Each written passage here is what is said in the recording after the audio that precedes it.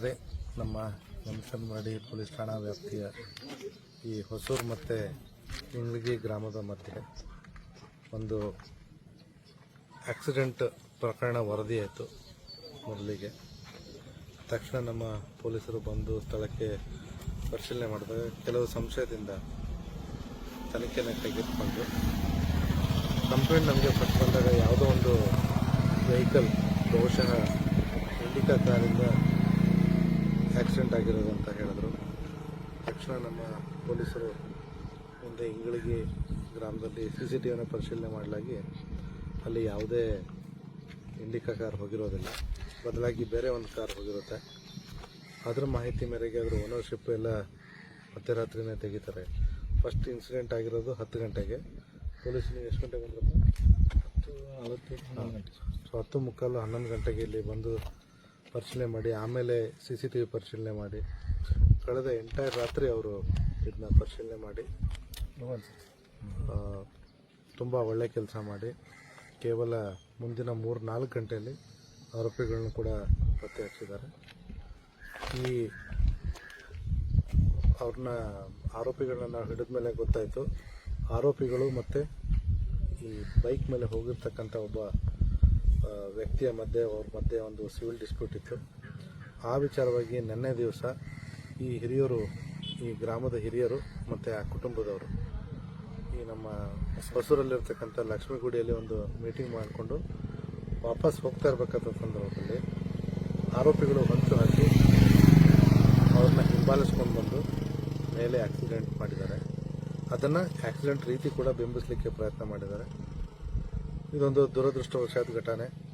ಅವರಿಗೆ ಟಾರ್ಗೆಟ್ ಇದ್ದಿದ್ದು ತಮ್ಮ ಜೊತೆ ಇರ್ತಕ್ಕಂಥ ಸಿವಿಲ್ ವ್ಯಾಜ್ಯ ಇರ್ತಕ್ಕಂಥ ಭೀಮಪ್ಪನ ಮೇಲೆ. ಅವರು ನಿನ್ನೆ ದಿವಸ ಬೈಕನ್ನು ಓಡಿಸ್ತಾ ಇದ್ರು. ಅವರ ಹಿಂದೆ ಇನ್ನೂ ಇಬ್ಬರು ಕೂತಿದ್ರು, ಬಾಬು ಮತ್ತು ವಿಠಲ್ ಅಂತ ಹೇಳಿ. ವಿಠಲ್ ಎಲ್ಲಕ್ಕಿಂತ ಹಿಂದೆ ಕೂತಿದ್ರು. ಅವರು ಗ್ರಾಮದ ಹಿರಿಯರು ಮತ್ತು ಸ್ವಲ್ಪ ದೇಹ ಕಾಯ ಬಲಿಷ್ಠವಾಗಿತ್ತು. ಅವರು ಈ ಹಿಂದೆಯಿಂದ ಬಂದು ಅವರಿಗೆ ಡಿಕ್ಕಿ ಹೊಡೆದಾಗ ಅದರ ಇಂಪ್ಯಾಕ್ಟಿಂದ ಅವರು ಫಸ್ಟು ಬಿದ್ದು ಬಿಡ್ತಾರೆ. ಬಿದ್ದು ಆ ವೆಹಿಕಲ್ ಯಾವುದು ನಮ್ಮ ಆಕ್ಸಿಡೆಂಟ್ ಮಾಡಿರ್ತಕ್ಕಂಥ ಗಾಡಿ ಅವ್ರನ್ನ ಸುಮಾರು 50 ಮೀಟರ್ವರೆಗೂ ಎಳ್ಕೊಂಡು ಬರುತ್ತೆ. ಅದರ ನಿಶಾನೆಗಳು ತಾವು ಈ ರಸ್ತೆ ಮೇಲೆ ನೋಡ್ಬೋದು. ತದನಂತರ ಆಕ್ಸಿಡೆಂಟ್ ಮಾಡಿರ್ತಕ್ಕಂಥ ವೆಹಿಕಲ್ ಮುಂದೆ ಹೋಗ್ಬಿಟ್ಟು ಮತ್ತೆ ಈ ಬೈಕ್ ಮೇಲೆ ಉಳಿದ ಇಬ್ಬರಿಗೂ ಕೂಡ ಹಾಯಿಸಲಿಕ್ಕೆ ಪ್ರಯತ್ನ ಮಾಡ್ತಾರೆ. ಆ ಸಂದರ್ಭದಲ್ಲಿ ಬೈಕ್ ಮೇಲೆ ಇರ್ತಕ್ಕಂಥ ಇನ್ನೂ ಉಳಿದ ಇಬ್ಬರು ಭೀಮಪ್ಪ ಮತ್ತು ಬಾವರಿಗೂ ಕೂಡ ಸಣ್ಣ ಪುಟ್ಟ ಸ್ಕ್ರ್ಯಾಚ್ ಗಾಯಗಳಾಗಿದ್ದಾವೆ. ಬಟ್ ಈ ವ್ಯಕ್ತಿ ಇದು ನಮ್ಮ ವಿಠಲ್ ಜ್ಯೋತಿಪ್ಪ ಅವರು ಸ್ಥಳದಲ್ಲಿ ಮೃತರಾಗಿರ್ತಾರೆ. ಇವರಿಗೂ ಕೂಡ ಆಕ್ಸಿಡೆಂಟ್ ಆದ ಉಳಿದಿಬ್ಬರು ಕೂಡ ಶಾಕಲ್ಲಿ ಅವರಿಗೆ ಏನೂ ನೋಡಲಿಕ್ಕೆ ಗೊತ್ತಾಗಿರೋದಿಲ್ಲ. ಹಾಗಾಗಿ ಯಾವುದೋ ಒಂದು ಗಾಡಿ ಅಂತ ಹೇಳ್ತಾರೆ. ನಮ್ಮ ಪೊಲೀಸರು ರಾತ್ರಿ ಎಡೆಬಿಡದೆ ಹಲವಾರು ಸೈಂಟಿಫಿಕ್ ಎವಿಡೆನ್ಸನ್ನು ಕಲೆಕ್ಟ್ ಮಾಡಿಕೊಂಡು ಇಲ್ಲಿಂದ ರಾಯಬಾಗಲ್ಲಿ ಆರೋಪಿಗಳ ಗಾಡಿಯನ್ನು ಪತ್ತೆ ಹಚ್ತಾರೆ. ಹೌದು, ಅಲ್ಲಿ ಮನೆ ಹೋಗಿ ತಟ್ಟಿದಾಗ ಗಾಡಿಯಲ್ಲಿ ಇದ್ದವ್ರು ಯಾರು ಇಬ್ಬರು ಅಂತ ಗೊತ್ತಾಗುತ್ತೆ. ಅಲ್ಲಿ ಇನಾಯತ್ ಮುಲ್ಲಾ ಅವ್ರ ಮನೇಲಿ ಇರ್ತಾರೆ ಇವರು. ಸೊ ಅಲ್ಲಿಂದ ಮುಖ್ಯವಾಗಿ ಲಾಜ್ಮಿ ಅನ್ನೋಂಥವನು, ಲಾಜ್ಮಿಯನ್ನು ವಶಪಡಿಸ್ಕೊಂಡು ಅವನು ವಿಚಾರಣೆ ಮಾಡಿದಾಗ ಅವನ ಜೊತೆ ಇನ್ನೊಬ್ಬನು ಅವನ ಗೆಳೆಯ ಸದ್ದಾಮನವನು ಇರ್ತಾನೆ. ಸೊ ಇಬ್ಬರನ್ನೂ ವಶಪಡಿಸ್ಕೊಂಡು ಈಗ ನಾವು ಮುಂದಿನ ಕಾರ್ಯ ಮಾಡ್ತಾ ಇದ್ದೇವೆ. ಲಾಜ್ಮಿ ಮತ್ತೆ ಸದ್ದಾಮ್. ಲಾಜ್ಮಿ ಡ್ರೈವ್ ಮಾಡ್ತಾ ಇದ್ದ. ಕೇಳ್ಬಿಟ್ಟು ಭೀಮಪ್ಪ ಮತ್ತು ಯಾರ ನಡುವೆ ಇರುತ್ತೆ ಸರ್? ನಾನು ಅದನ್ನೇ ಹೇಳ್ತಾ ಇದ್ದೆ. ಈ ಭೀಮಪ್ಪನ ಕುಟುಂಬದವ್ರದ್ದು 2 ಎಕರೆ 35 ಗುಂಟೆ ಕಳೆದ ಹಲವು ವರ್ಷಗಳಿಂದ ವಿವಾದಕ್ಕೆ ಇರುವಂಥದ್ದು. 2000 ಸುಮಾರು ವರ್ಷಗಳಿಂದ ಈ ಮುಸ್ಲಿಂ ಕುಟುಂಬದವರು ಅದನ್ನು ಅನ್ಅಥರೈಸ್ಡ್ಲಿ ಅಲ್ಲಿ ಕಬ್ಜಾ ತಗೊಂಡು ಬೆಳೆ ಬೆಳೀತಿರ್ತಾರೆ. ಈ ಭೀಮಪ್ಪನ ಕುಟುಂಬದವರು 2011ರಲ್ಲಿ ಮಾನ್ಯ ಉಚ್ಚ ನ್ಯಾಯಾಲಯದಿಂದ ಯಾಕಂದರೆ ಎಲ್ಲ ಡಾಕ್ಯುಮೆಂಟ್ಸ್ ಅವ್ರ ಹೆಸರಲ್ಲಿ ಇರ್ತವೆ. ಮಾನ್ಯ ಉಚ್ಚ ನ್ಯಾಯಾಲಯದಿಂದ ಒಂದು ಆರ್ಡರ್ ತೊಗೊಂಡ್ಬಂದು ಅದರಲ್ಲಿ ಪೊಲೀಸ್ ಪ್ರೊಟೆಕ್ಷನ್ ತಗೊಂಡು ಆ ಜಾಗವನ್ನು ತೆರವುಗೊಳಿಸಿರ್ತಾರೆ, ತಾವು ಕಬ್ಜೆ ತಗೊಂಡಿರ್ತಾರೆ. ಈ ಅಕ್ಯೂಸ್ಡ್ ಕುಟುಂಬ, ಈ ಯಾರು ಮುಲ್ತಾನಿ ಕುಟುಂಬ, ಮುಲ್ತಾನಿ ಫ್ಯಾಮಿಲಿ, ಲಾಜ್ಮಿ ಅವರ ತಂದೆ ಗಜಬರ್ ಖಾನ್ ಅಂತ ಹೇಳಿ, ಗಜಬರ್ ಖಾನ್ನ ತಂದೆ ಕಾಸಿಮ್ ಅಂತ. ಕಾಸಿಮನ ಕಾಲದಿಂದನೂ ಇವರು ಅದನ್ನು ಅನಥರೈಸ್ಲಿ ಆಕ್ಯುಪೈ ಮಾಡ್ಕೊಂಡು ಮಾಡ್ತಾ ಇರ್ತಾರೆ. ಸೊ ಈ ಗಜಬರ್ ಖಾನ್ ಮತ್ತು ಅವನ 3 ಮಕ್ಕಳು ಯಾಸೀನ್, ಲಾಜ್ಮಿ ಮತ್ತು ಮೊಹಮ್ಮದ್ ಅಂತ ಹೇಳಿ, ಇವರು ಒಂದು ಪ್ಲ್ಯಾನ್ ಮಾಡಿಕೊಂಡು ಈ ಭೀಮಪ್ಪನ ಕುಟುಂಬದ ಏನು ಮೂಲ ಹಿಂದೆ ಯಾರಿರ್ತಾರಲ್ಲ ಅವರಲ್ಲಿರ್ತಕ್ಕಂಥ ಕೆಲವೊಂದು ಹೆಣ್ಣು ಮಕ್ಕಳ ಜೊತೆ ಸೇರಿಕೊಂಡು ನಮಗೆ ಅದನ್ನು ಆಸ್ತಿ ಬರಬೇಕಾಗಿತ್ತು ಅಂತ ಹೇಳಿ ಅವ್ರ ಕಡೆಯಿಂದ 1.2 ಎಕರೆನ ಇವ್ರ ಹೆಸರಿಗೆ, 1 ಎಕರೆ 12 ಗುಂಟೆ, 1.12 ಎಕರೆ ಅದನ್ನು ಇವರು ತಮ್ಮ ಹೆಸರಿಗೆ ಮಾಡ್ಕೊಂಡು ಬಿಡ್ತಾರೆ. ಮಾಡ್ಕೊಂಡ್ಬಿಟ್ಟು AC ಕೋರ್ಟಲ್ಲಿ ಒಂದು ಆರ್ಡರ್ ತಗೋತಾರೆ ಕಳೆದ ವರ್ಷ. ತಗೊಂಡ್ಬಿಟ್ಟು ಇದೇ ವರ್ಷ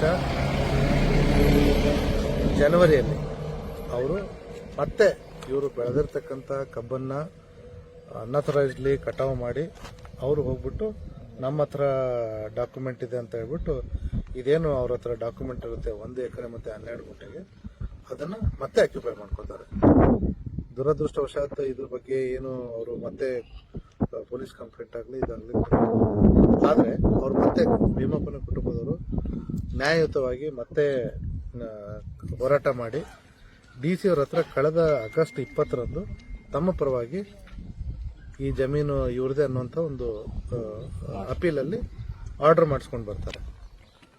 ಸೊ ಇವ್ರು ಬಂದಮೇಲೆ ಇವ್ರು ಕೂಡ ಅಗೇನ್ ನ್ಯಾಯಯುತವಾಗಿ ಅವರು ಅಲ್ಲೇ ಆಕ್ಯುಪೈ ಮಾಡ್ಕೊಳ್ಳಿಕ್ಕೂ ಹೋಗೋದಿಲ್ಲ. ಅವರು ಕಾನೂನು ಪ್ರಕಾರ ಮುಂದೆ ಏನು ಮಾಡಬೇಕಂತ ನಿನ್ನೆ ದಿವಸ ಹಿರಿಯರ ಜೊತೆ ವಿಚಾರ ಮಾಡಲಿಕ್ಕೆ ಲಕ್ಷ್ಮೀಗುಡಿಲಿ ಮೀಟಿಂಗ್ ಸೇರ್ತಾರೆ.